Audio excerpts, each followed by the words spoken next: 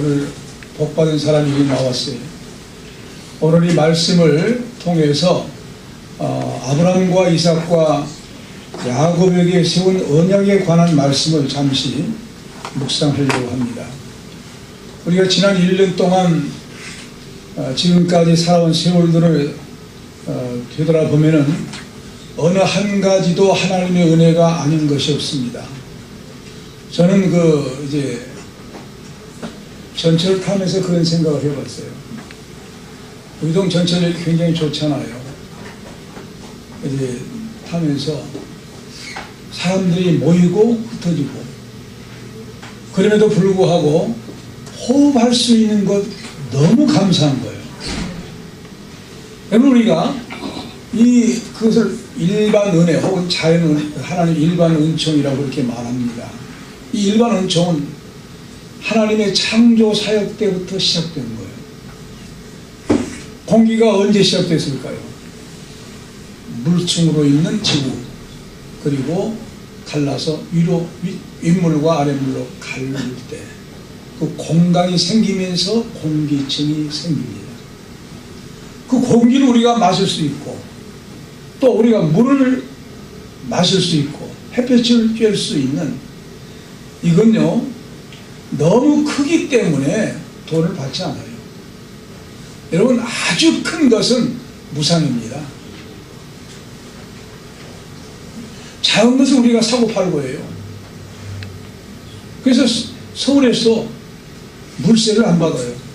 물길세를 받아요. 그래서 수도세를 받지. 물세는 받을 수가 없는 거예요. 왜? 물 만든 사람이 서울시장이 아니거든요. 하나님이시거든요.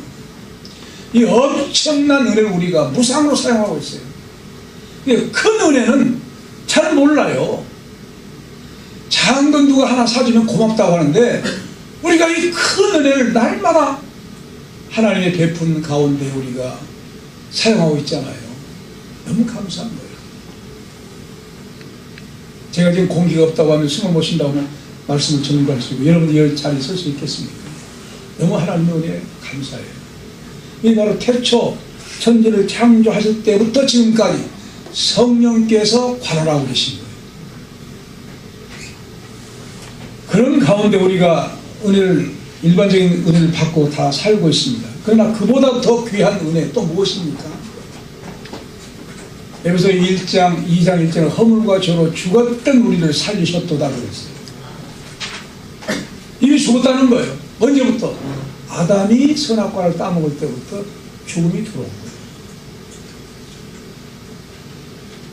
우리를 살려줬다는 이 말씀은 어떤 말씀입니까? 영원한 형벌을 받지 않고 영원한 영생의 놀라운 구원을 얻게 됐다고 하는 이 자체는, 이 세상 사람들이 아무리 부귀영화를 누리고 권세를 누리고 산다 할지라도 그 사람들과 비교할 수가 없는 가장 존귀한 구원의 영생의 복을 받고 있는 줄로 믿습니다. 이게 얼마나 큰 은혜인지 몰라요. 오늘 이 전도서 말씀 한 세대는 가고 다시 번복한 그 세대로 지나고 있지만 없어진다는 거예요. 하지만 하나님을 믿는 그 세계는 영원하지 않아요. 변하지 않는 그 세계, 하나님의 영광스러운 하나님의 자녀가 되었다고 하는 이 하나님의 은혜에 감사하지 않을 수가 없어요. 그러면서 우리가 지난 1년 동안 되돌아볼 때, 2018년이 오기 전에 17년 어떤 상황이었습니까? 전쟁 직전이었어요. 어떤 면에서는 그냥 빨리 미국이 북폭이었으면 좋겠다, 그런 생각도 들기도 하지만, 그러나 그렇다고 하면 나만의 피해가 없습니까? 많은 사람이 죽지요. 전쟁 위기 속에서 놀랍게 2018년도 새해를 맞이하면서 북미 정상회담이 열림으로 통일에 대한 여망을 갖게 되었습니다. 하나님의 놀라운 은혜죠. 그런 가운데서 개인적으로 어려움을 당한 사람도 있고, 아픈 사람도 있고, 고침받은 사람도 있고, 떠나보낸 사람도 있고, 그런 가운데 한 해를 맞이했습니다. 그럼에도 불구하고 오늘 나와 여러분들이 하나님 앞에 나와서 예배드릴 수 있다고 하는 이 자체가 감사하지 아니할 수가 없어요. 현재의 삶이 감사한 거예요. 여기까지 인도하신 하나님 은혜 감사해서 영광의 박수 하나님 앞에 올려드립시다.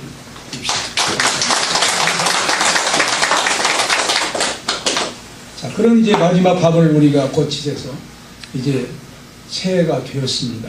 지금 새해가 되었어요. 하나님 앞에 영광의 박수 다시 한번 합시다. 감사합니다. 자, 그럼 어떤 마음으로 새해를 맞이해야 할까요? 출애굽기 2장 23절 다시 한번 읽어봅시다. 읽읍시다. 23절. 여러 해 후에 애굽 왕은 죽었고 이스라엘 자손은 고역으로 인하여 30시간이 부르짖으니 그 고역으로 인하여 부르짖는 소리가 하나님께 상달하는지라. 아멘. 여러 해 후에 애굽 왕은 죽었고 한 말이 나와요. 어떤 애굽 왕이냐 하면 요셉 총리를 알았던 애굽 왕이 죽었다는 거예요. 요셉이 어떤 사람인지 몰라요. 요셉이 어떤 사람이었습니까? 애굽 왕에게 나는 자리뿐이다. 내가 모든 주권을 가지고 다 행사하라고 국권을 받은 대단한 영웅입니다. 요셉 대단한 지도자예요. 애굽 왕이 나는 자리뿐이다. 그게 뭐예요? 그 애굽 왕이 요셉이라는 거예요. 하나님이 세우셨습니다. 갔더니 모든 흉년 다 물리치고 다른 나라까지 다스렸잖아요. 베풀었잖아요. 그 이유가 무엇이었습니까? 하나님이 이스라엘 백성을 향한 획부로냐 구원의 계획. 구원의 계획을 위해서 요셉을 보내셨고 그리고 이스라엘 백성들을 보내어서 요셉 때문에 잘 살게 한 겁니다. 그런데 요셉도 가고 요셉을 아는 바로 애굽의 왕도 죽은 다음에 전혀 알지 못한 왕이 와가지고 대단한 고난 속에 들어가는 거예요. 여러분 고난 속에 들어갔을 때 희망이 없을까요? 하나님의 섭리였어요. 고난이 없다고 하면 애굽에서 이스라엘 백성들이 출애굽하는데 모세의 말을 안 들어요. 고난 속에서 구원을 체험해야 하나님의 놀라운 섭리는요, 횃불 언약의 의미는 예수님의 십자가와 부활의 메시지입니다. 예수님의 십자가와 부활을 민족적으로 체험하게 하고 고난을 체험하게 하고 민족적으로 구원받게 하는 그 6월절 행사가 있잖아요. 그 역사가 오기까지 모세가 등극하기까지 모세가 실패해서 미디안 광야로 도망갔잖아요. 거기서 몇 년 동안 있었어요? 40년까지 80세가 된 거예요. 그 동안에 이스라엘 민족이 고통을 당한 거예요. 고통을 당하고 있는 가운데 그들이 탄식하면서 부르짖었다는 거예요. 이 부르짖음으로 인하여 하나님 앞에 상달되었다는 것입니다. 자, 그렇다고 하면 이 말씀 우리 민족에게 적용시켜 봅시다.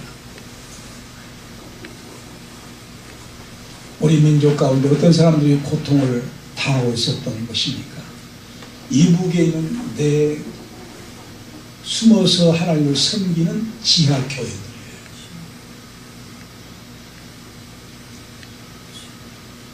왜 그 사람들은 우리가 말할 수 없는 고통을 당하고 있고 고통당한 가운데 죽어가기도 하고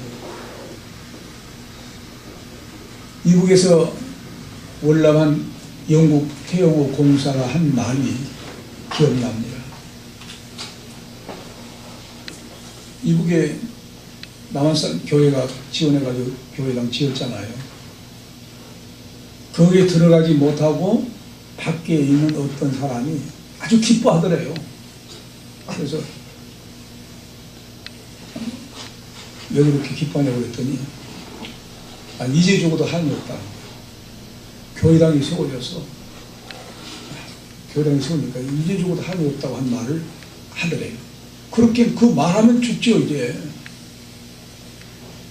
그 거기에 그 교회에 나간 사람들 가짜 교회 훈련시켜가지고 가짜 교회를 만들어서 예배드리게 한다고 하잖아요. 그리고 또 예배드리고 나오면 또 교육을 시켜가지고 공산주의 사상으로 또 바꾸리요.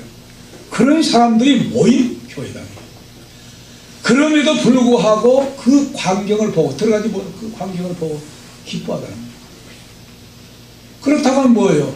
지금까지 숨은 교인들이 있었다는 거예요. 다 죽여버렸잖아요. 하나님께서는 다 죽였어요. 그럼에도 불구하고 남은 자를 하나님 남겨놓은 거예요. 그런데 이북에 남은 자들을 위해서 수고를 많이 한 선교단체가 있습니다.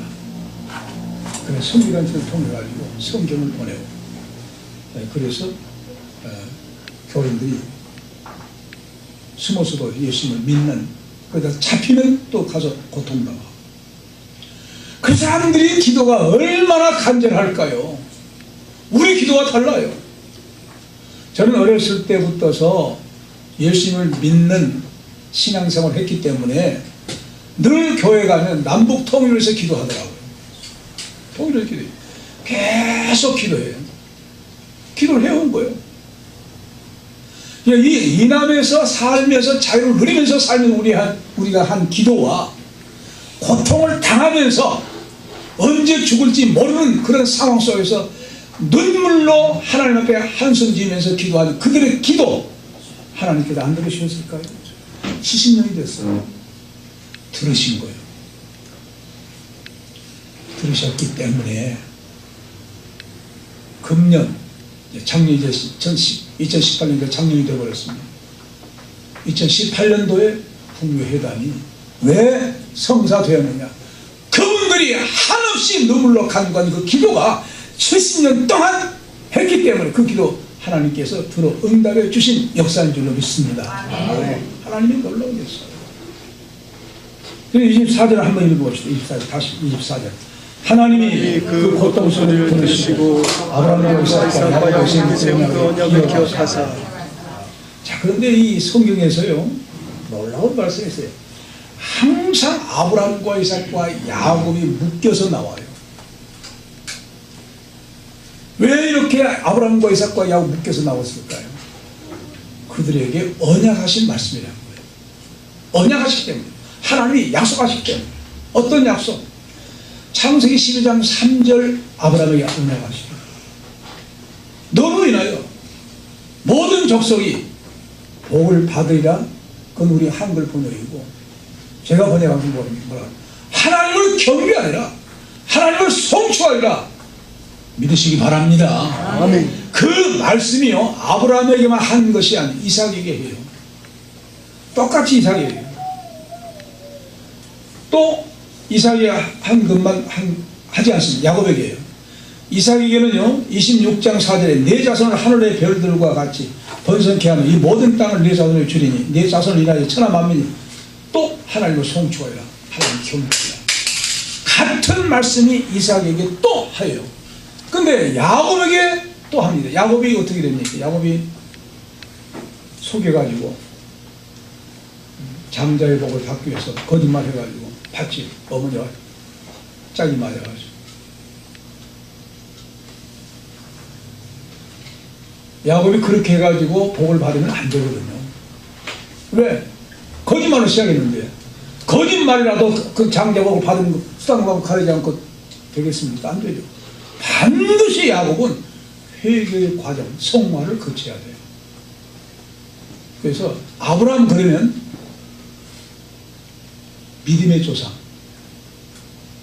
이삭 그러면 순종의 조상, 야곱 그러면 변화되어야 할 성화의 조상. 할렐루야. 이삭을 보세요. 놀라운 순종입니다. 누가 그렇게 순종할 수 있을까요? 아버지로부터 물려받은 신앙의 감화 속에서 그 아들이 자란 거예요. 순종이에요. 생명을 아버지가 주기도록 바치잖아요.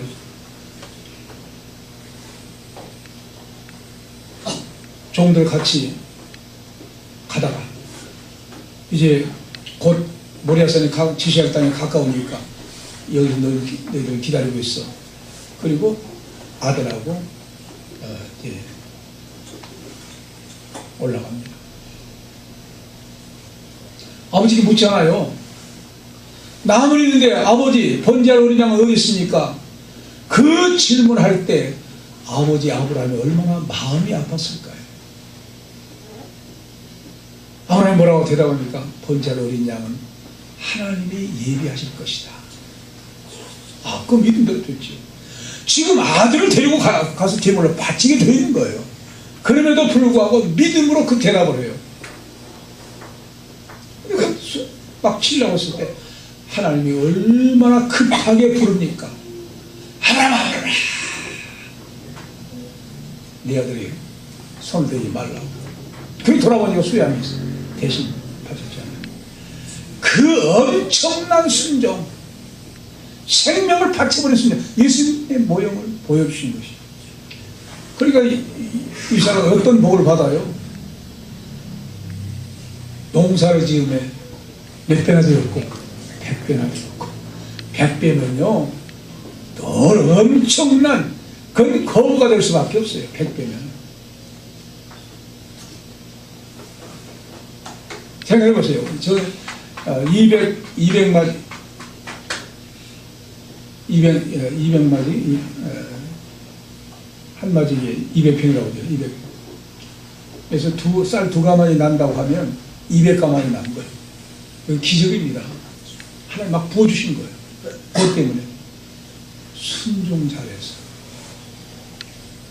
야곱은 하나님의 놀라운 축복을 받으려고 거짓말까지 하면서 소개까지 하면서 내가 에서입니다. 거짓말쟁이 합니다. 그래서 하나님께서 가만두시겠어요? 야, 분명히 너도 복을 받아야 되는데 뭐 어떤 복입니까? 아브라함에게나 이삭에게나 야곱에게 공통된 복이 무슨 복인지 아세요? 무슨 복일까요? 구원이에요. 구원이에요. 구원은 누구를 통해서 온 겁니까? 예수 그리스도예요. 그래서 예수 그리스도를 말미암아 천하 만민이 모든 족속이 구원을 받을 하나님을 찬양케 하리라, 하나님을 경배하리라, 이 귀한 복을 받는 거예요. 그 예수님을 영접하고 예수님의 오신 통로가 되어야 되는데 그 상태로 그냥 되겠어요? 죽을 고비를 얼마나 많이 받습니까? 고난을 당해요. 외삼촌이 많이 속임받아요. 결정적으로 어디에서 변화됩니까? 약복강 다시 올 때 하나님의 사자가 와서 쳐버리잖아요. 병신이 돼버리잖아요. 장애인이 돼버려요. 보세요. 1대1에 3대 앞에 보내요. 그것까지 약삭빠른 거예요. 다 죽어도 나는 살아야지. 하나님께서는 너만 살아? 안 돼. 너 죽어야 돼. 하고 쳐버린 거예요. 변화시켜버린 거예요. 야곱을 하지 말고 이스라엘이라. 하나님이 다스리는 자. 변화시켜요.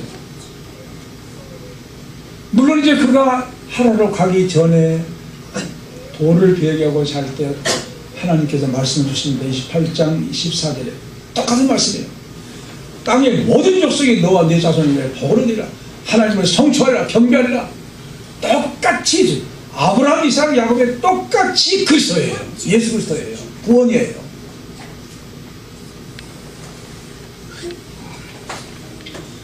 이런 놀라운 은혜를 받은 그 자손들 어떤 민족을 만들기 위해서 애굽에 보냈느냐? 구원의 그릇 되기 위해서. 예수 그리스도를 영접하고 모시는, 그래서 예수 그리스도를 모심으로 또 증거하는 못자리 되기 위해서 이스라엘 백성들을 택하시 그 애굽에 가서 고난 받게 한 것입니다. 그런데 25절 읽어봅시다. 읽읍시다. 시작. 이스라엘 자손을 번영하셨다. 이 번역을, 원문을 보니까요, 이렇게 간단하게 안 되어 있어요.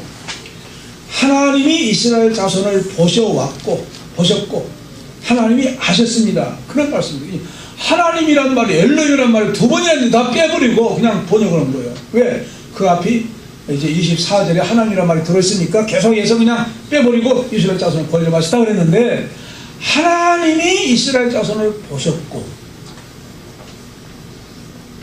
그리고 보셔왔고 하나님이 아셨습니다. 그런 말입니다. 계속 보셨다는 거예요. 그리고 아셨다는 거예요.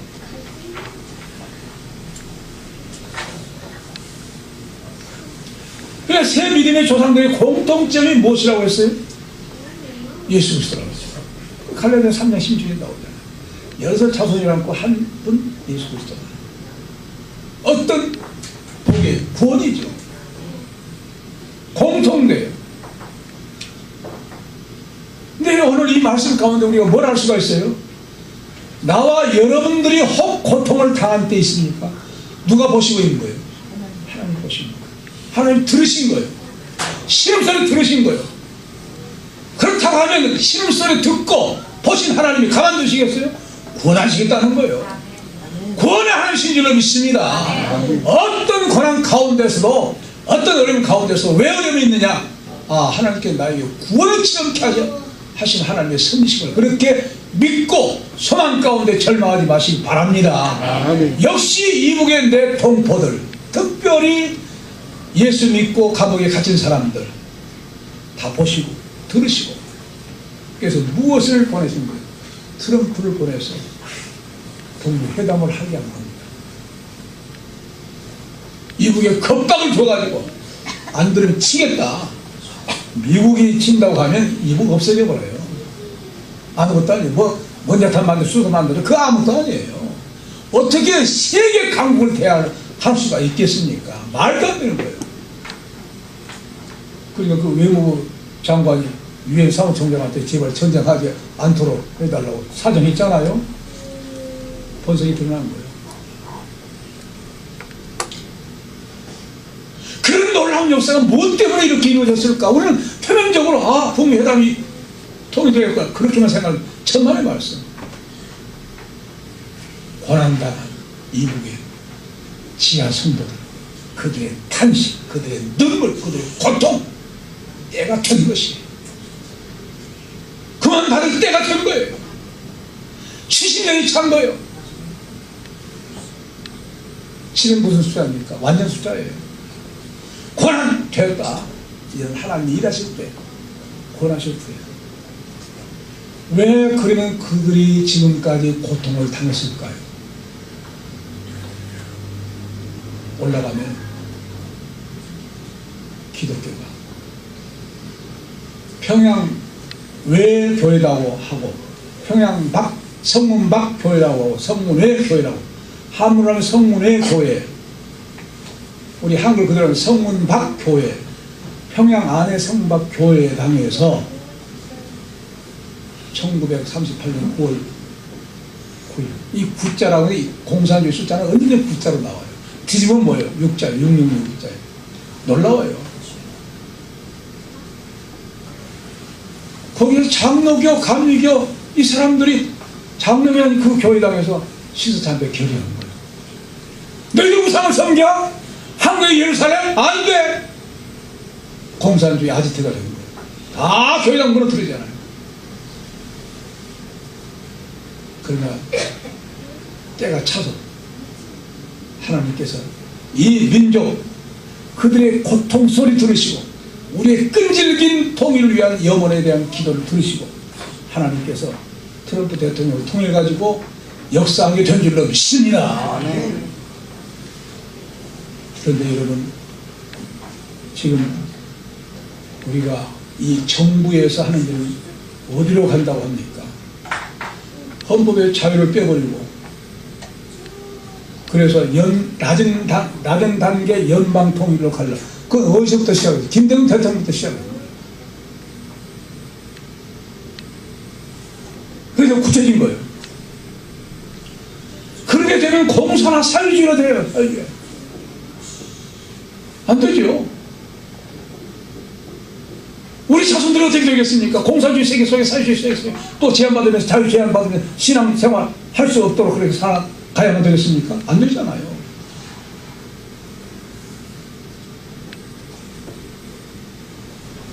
왜 그럴까요? 두실까요? 안 두시죠. 왜? 수단 고만화 속에 의인 10사람만 있으면 변함 망하지 않겠다.